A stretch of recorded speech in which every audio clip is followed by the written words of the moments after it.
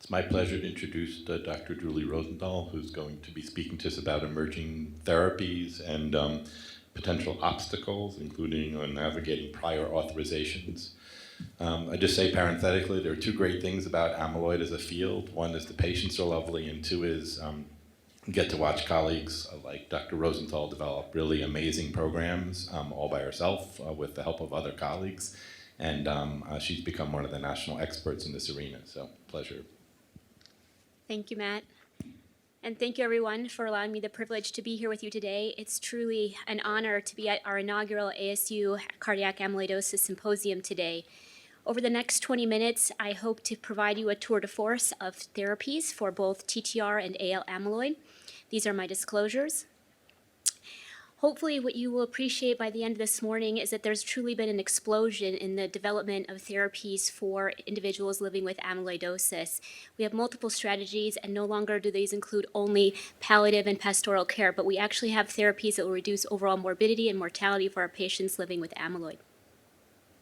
So how did we get here? It was almost 150 years ago that Dr. Virchow first described this starchy protein called amyloid. But only 30 years ago did we actually have our first intervention for our hereditary polyneuropathy amyloidosis patients, specifically with liver transplant. And then it was almost 30 years ago that our colleague Dr. Kelly at Scripps really described the kinetics that led to understanding how amyloid fibrils of TTR background form, which then launched the work into tafamidis, which ultimately led to the approval of our first stabilizer in 2019. But silencer therapies hit the market in 2018. And we now have 3 silencer therapies available for our hereditary polyneuropathy patients. And most recently, approximately a year ago, or 2 years this month, we had the FDA approval for our very first AL amyloid drug, daratumumab. Everything else prior to that had been used off-label for AL amyloid. So this is an overview of this morning. We're going to start with highlighting some therapies for TTR amyloidosis. Knowing this is a cardiac symposium, I really just focus our attention today on tafamidis, but I want to highlight there are several other therapies available. Then we'll talk about some plasma cell therapy and some other therapies for our advanced patients. So to set the stage, I'd like to begin with a case. We begin with a patient I share with Dr. Goodman. He's a 65-year-old gentleman with hereditary TTR amyloid, 380 ALA, and he, like most 380 ALAs, had a mixed phenotype, including both cardiac and neuropathic phenomenon. He was quite advanced when I met him several years ago, and his advanced stage was defined by his cardiac involvement, as this is the driver of morbidity and mortality in patients living with amyloid. You can see that by his elevated cardiac biomarkers. We saw earlier from our colleague Dr. Burke some classic features of individuals with amyloid on echo. So this is a Mayo apical 4. Hopefully you can all appreciate the biventricular thickening here in both the LV and the RV, as well as some biatrial enlargement and interatrial septal thickening. And on the right you see the classic apical sparing strain pattern, otherwise known as the cherry on top. Here is his technetium pyrophosphate scan. You can see here that the tracer lights up greater than or equal to the bone, so he was a SPECT grade 3, consistent with his diagnosis of TTR amyloid. So in this setting, what would you do? How many of you would start him on a silencer, stabilizer, maybe enroll in a clinical trial, start combo therapy, revert to advanced therapies? How many of you have no idea what I'm talking about? Well, hopefully by the end of the morning, you'll feel a little more comfortable. Again, I want to set the stage really on stabilizers. You've already seen this diagram already this morning in different iterations, but I just want to highlight the formation of TTR amyloid. Again, it all begins in the liver. The liver makes this tetrameric protein called TTR or transthyretin. It's this critical unfolding step of that tetramer that leads to the development of amyloid fibrils, which then ultimately deposit anywhere from head to toe, leading to a multi-system dysfunction. So we have 3 main pathways to prevent and delay the progression of individuals living with TTR amyloidosis. We can start at the liver with silencer therapies. Again, these include patisiran, inotersen, vutrisiran. We can actually target this circulating TTR tetramer itself with stabilizer therapy. We'll focus today on tafamidis, and perhaps the holy grail will come with actually extraction or removal of fibrils. This is otherwise known as degrader. There's a lot of work going on right now in the monoclonal antibody arena, both for TTR and AL amyloid. But again, I want to highlight tafamidis today, as this is our only approved therapy for individuals living with cardiomyopathy and TTR amyloidosis. Again, a stabilizer there is to prevent that critical unfolding step, so we lead to an increased concentration of serum TTR and subsequently a decrease in deposition. For those of you not familiar with tafamidis, it really made this stage a couple years ago thanks to our champions of amyloid, Dr. Maurer, who's here today, and Dr. Rapizzi, who our community recently lost due to their work, and colleagues for the ATTR Act study.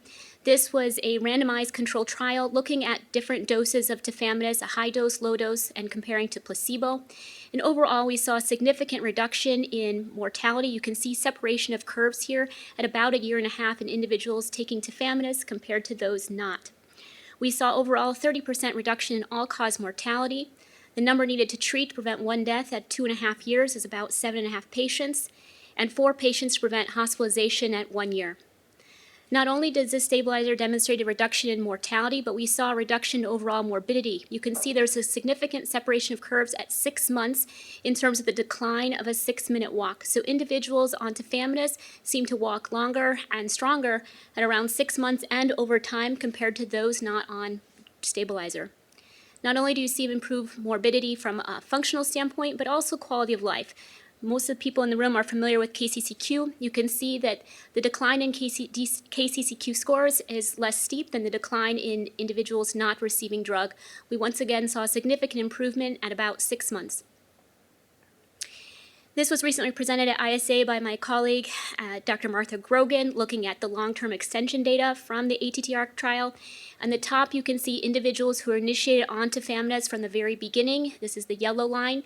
And as you can see, the gray is the placebo. But at 30 months, individuals in the trial were allowed to cross over and ultimately allowed to receive stabilizer therapy.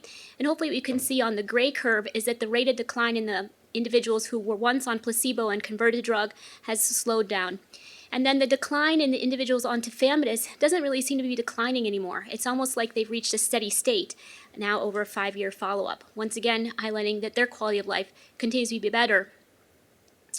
In addition to reduction in morbidity and mortality, we've heard already from my colleagues this morning that timing does matter. We know that trying to pick up people earlier in disease tend to have better outcomes in terms of morbidity as well as mortality with hospitalizations and survival. So individuals who are started on treatment later in their stage of amyloid tend to do less well compared to individuals who start earlier in their journey. Also, we know that regardless of dose, individuals receiving some form of tafamidis do better than those not receiving tafamidis at all. But does dose matter? More recently, our colleagues published that, yes, dose does matter. You can see here on the forest plot that dose mattered not only in the initial trial, but also in the long-term extension trial. Those receiving higher dose tafamidis, 80 milligrams compared to low dose tafamidis at 20, did better. So, knowing that we do have multiple therapies, how do we choose a specific therapy for an individual living with TTR amyloid? Is it based on the organ, based on how the drug is administered, the cost of the drug, or is it a combination of factors? Obviously, this morning I did not go through all the drugs, but as I highlighted hopefully for you in that timeline, we now have 4 approved drugs by the FDA for amyloid. But this table that was adopted from Dr. Kittleson and colleagues highlights that we have 3 FDA-approved silencers specifically for hereditary polyneuropathy patients. We have 1 stabilizer approved for our cardiomyopathy patients, both hereditary and wild type, that is tafamidis. And then we have diflunisal, which I think some of us in the community continue to use off-label really because of cost. As you can see on the far right-hand side here, the cost of these drugs is extraordinary, as Dr. Post alluded to. And while there are financial assistance programs available for our patients, I think we as a community need to do better and need to do more.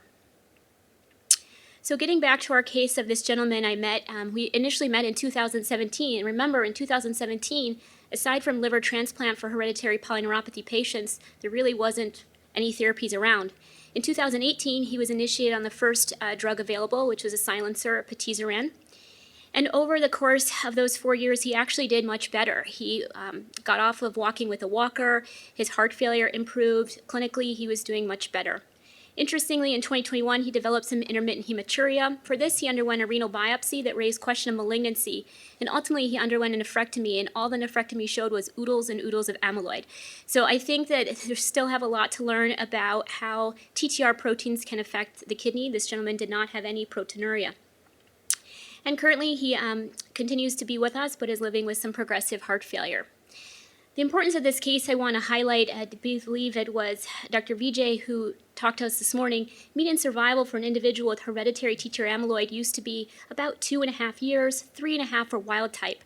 But currently, with the advent of all of these therapies, we're changing the natural course for these patients and their families. So this is a nice summary adopted from Dr. Ruberg and colleague, really just to highlight that we do have options for our patients. This doesn't even highlight what's to come. Apollo B was recently presented at ISA and HFSA, and I believe is in progress with the FDA, so potentially patisiran might be available for our wild-type cardiomyopathy patients, but for now it's tafamidis, as well as off-label difluzinol. Again, for hereditary patients, specifically those with mixed phenotype, I think we should consider silencer versus stabilizer. The data has yet to really be presented. Should we do combination therapy? Is silencer superior to stabilizer or vice versa? I think more to come on that front. So switching gears to AL amyloidosis and antiplasma cell therapy. I would like to just start with another case, and I think this case highlights a few stereotypes. One, amyloid is not just a disease for men. This is a young woman of Jamaican descent who presented for her third opinion re-heart failure and was actually found to have light chain amyloidosis. She presented in quite an advanced case. She was stage 4 with clearly symptoms of failure to thrive. She had actually undergone a pericardial window due to recurrent pericardial effusions more than a year prior to meeting me. She was having recurrent pleural effusions, necessitating multiple thoracentesis. You heard earlier from my colleague a little bit about Mayo staging, and whether you use Mayo staging for TTR amyloid or AL amyloid, once again, it's the cardiovascular pathology that really highlights the morbidity of these patients. So here is that AL staging curve again, and I think one of the things that I would just highlight in addition is these curves remain quite steep. Overall mortality for an individual with stage 4 amyloid untreated is less than 50%, and that's highlighted by the sort of brown curve there. Thank you. But these curves, like I tried to show you with the TTR case, are really changing. Most of this data stems from old treatments, old chemotherapy-based treatments for individuals with AL amyloid, such as the melphalan, prednisone therapies that most of us, when we were in training, were most exposed to. CyBorD really didn't hit the scene until 2012. But now we have a lot of things in our arsenal, and I apologize. This is supposed to be not there. But basically, we have a lot of different agents, whether it's melphalan or prednisone, but CyBorD has really been the standard of care up until more recently with the Andromeda trial leading to CyBorD daratumumab. This has truly been a game changer, and I think more things to come with novel therapies and perhaps targeting cytogenetics to tailor therapy for our patients. But Andromeda, I just want to highlight, this was published just over 2 years ago now, that led to a game changer for our patients living with AL amyloidosis. Daratumumab is a monoclonal antibody targeting the plasma cells. And what this trial looked at was a randomized controlled trial comparing our control group, which was standard of care CyBorD, cyclophosphamide, bortezomib, dexamethasone, versus the CyBorD plus daratumumab. What hopefully you can see is that there was a significant risk reduction in individuals with the CyBorD dara compared to the control group. More than 50% of these patients were able to achieve complete remission compared to just under 20 receiving our prior standard of care, CyBorD.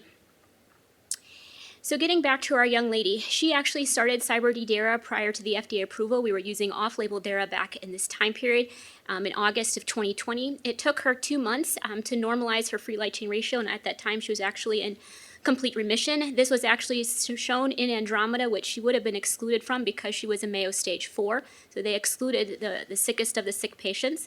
This demonstrates that you can use this regimen in quite sick patients. And I recently saw this young woman last month, and thankfully she remains in complete remission. She is now on surveillance monitoring. And just to highlight how much remodeling can change, I think you saw a nice example from Dr. Goodman. When you're thinking about remodeling from an autonomic reflex study and so forth, we definitely can see some cardiac remodeling. This young lady was requiring 200 milligrams of torsemide daily with intermittent boosters to control her volume status. She was initially getting multiple thoracenteses. Now she has not had a recurrent pleural effusion in almost 2 years, and when I saw her in clinic a few weeks ago, I decreased her torsemide to as needed only. She is back to living life. But what about patients who are really this advanced patient who I think have missed the boat when it comes to potential turnaround with chemotherapy or stabilizer or silencers? We can think about transplant. Autologous stem cell transplant is still used for certain individuals living with AL amyloidosis, but I think our program is steering more and more away because we are finding that therapies are working for our patients. Knowing that I'm a cardiologist and this is a cardiac amyloid symposium, I just want to highlight the role of heart transplantation, and I'll save stem cell transplant for another time.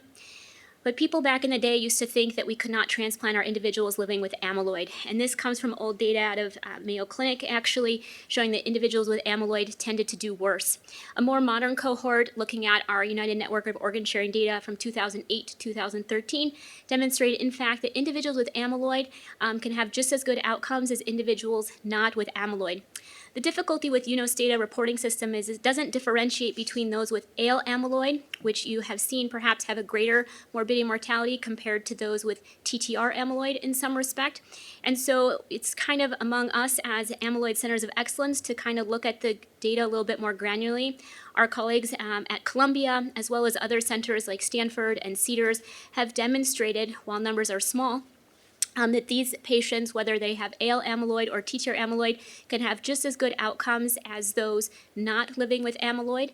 And I think this stems from us understanding as a community who these patients are, what their comorbidities are, and making sure patient selection prior to transplant is good. And I think what's really interesting now, these cohorts that I'm highlighting here, this is prior to the era of actual stabilizer therapy or silencer therapy. So I think there's going to be a lot more to come in the future in terms of how we're managing them. And just to show you that, since we've all been in the room kind of looking at data points and graphs, these are the people we're talking about. These are the people who hopefully were impacting their lives as well as their families' lives. I actually just saw this gentleman for his 4-year annual follow-up. He just finished a 5K back in North Dakota. This was actually a patient sent to me from Dr. Grogan. So this was his 1-year heart transplant anniversary, but now he's still out there living life. And next to him is Kathy.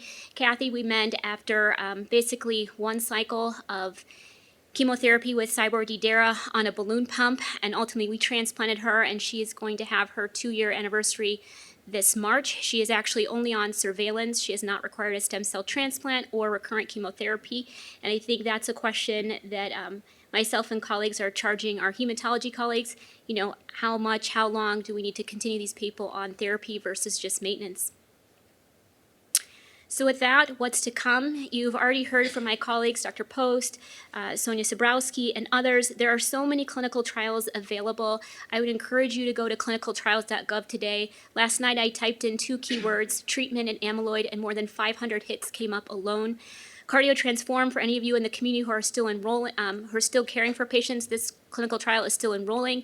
Helios B, hopefully will have data come out in a couple more years. This is looking at vutrisiran, silencer therapy. It's an depot injection. Acoramidis, waiting for the results, hopefully in the next year or 2, maybe sooner, 2 years. No. June. June, okay, excellent. What about gene suppression therapy? This is really going to potentially be a game changer. You perhaps have seen a couple years ago in New England Journal published a case in our hereditary polyneuropathy patients, 7 patients showing 1-dose wonder that can really change your entire genetic makeup. Phase 2 clinical trials are ongoing, and phase 3 are in the works. But this really could be a game changer for not only our patients living with TTR amyloid, but perhaps other diseases. And then a lot of monoclonal antibody trials are going on right now. These are 2 active trials for individuals with AL amyloid. And what's nice about these trials is they're including our really sick cardiac patients. AFFIRM-AL is looking at these Mayo stage 4 patients who otherwise would have been excluded from clinical trial. KL101 is looking at a different staging system, but again, sicker heart patients with Mayo stage 3A and 3B. So I think lots to come, and encourage you. And with that, I will just close with this image by Monet. This was the actual painting that launched the movement of Impressionism for any Impressionist lovers in the audience. This is called Le Soleil Levant, or the sunrise. Really, I just think amyloid-targeted therapeutics, they're finally here, but there's a lot more to come. And I think tailored therapy is certainly on the horizon with gene suppression, maybe looking at cytogenetics and thinking about those who might respond to venetoclax if they're not responding to the Cyborg-Dara and other things. So with that, I could not be here without my amazing team, so I want to thank them, as well as all of you for being here. Thank you.